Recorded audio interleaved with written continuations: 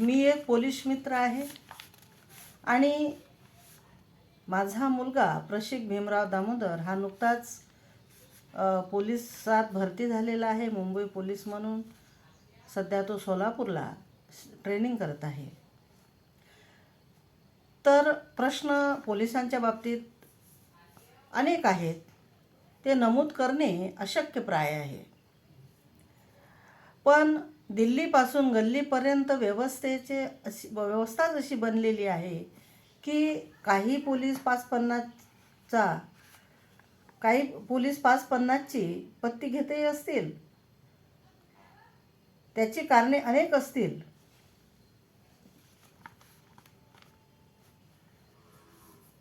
त्याला नाईलाज असू शकतो. त्याची कारणे अनेक असतील, पण त्याला पैसे घेण्यास भाग पाडणारी जी व्यवस्था निर्माण झालेली आहे ती सर्वसामान्य लोकांना कधीच दिसत नाही. पोलीस कायद्याच्या जोरावर काहीही करू शकतो, पण त्याचे हात मानवाधिकाराने पक्के बांधून ठेवलेले आहेत. त्यामुळे पोलीस प्रत्यक्ष फार काही चांगलं वाईट करू शकत नाही.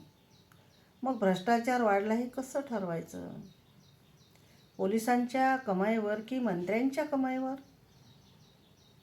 तर लोक पोलिसांच्या कमाईवर भ्रष्टाचार वाढला असं ठरवतात. भाजी विकून कोट्याधीश झालो या मंत्र्याच्या विधानावर विश्वास ठेवतात. भाजी विकून कोट्याधीश होता आलं असतं तर या देशातल्या लाखो शेतकऱ्यांनी आत्महत्या कशाला केल्या असत्या?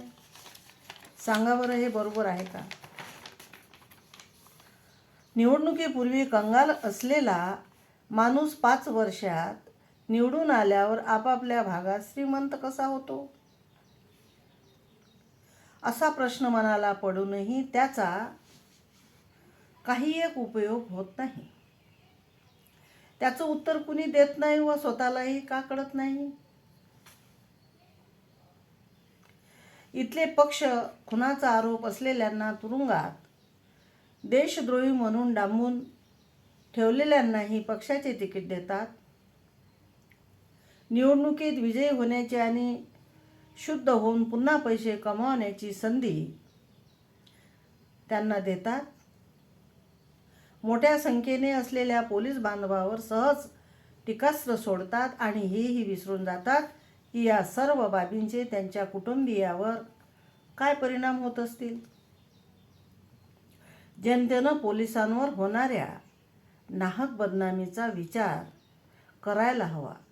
त्याच्या कर्तव्याची एकच बाजू न बघता दुसरी बाजू कशी आहे हे सुद्धा समजून घेण्याचा प्रयत्न करावा.